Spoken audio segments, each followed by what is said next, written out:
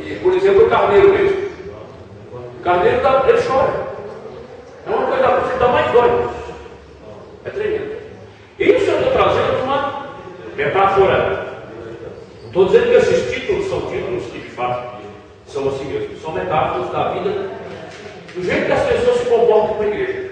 Muitos deles são pastores, por exemplo, de Cristo. São fiéis. Muitos são pastores, por exemplo, do... Lembra de Balaão? Balaão era bem mercenário. Ele não conseguiu ganhar dinheiro e ele ensinou como é que fazia Israel cair. Porque depois Moisés manda Josué lá e mata Balaão. Você vai para a sua terra. Aí Balaão está lá em Baal, na casa de Balaque. Josué chega, passa a frente da espada, pode ir lá, mata Balaão. Balaão era um magateiro. Entendeu? Um homem que é de mercenário. Tá? O vaqueiro Amós.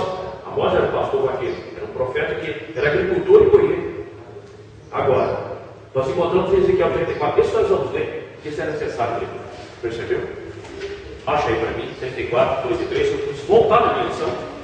E as ovelhas eu vou falar bem rápido aqui, sem escrever. Dado o tempo que eu não posso parar em aspectos que não estão focados na lição. Mas isso é interessante observar, irmão, porque ao longo da vida, nós como ovelhas de Cristo, que também somos, passamos por um desses 4 tipos aqui na nossa vida passa. Oxalá queira Deus que nunca tenha passado e que não venha passar, mas vez por outra aparece alguém super tirado da. Como é que está Ezequiel 34, 2 e 3?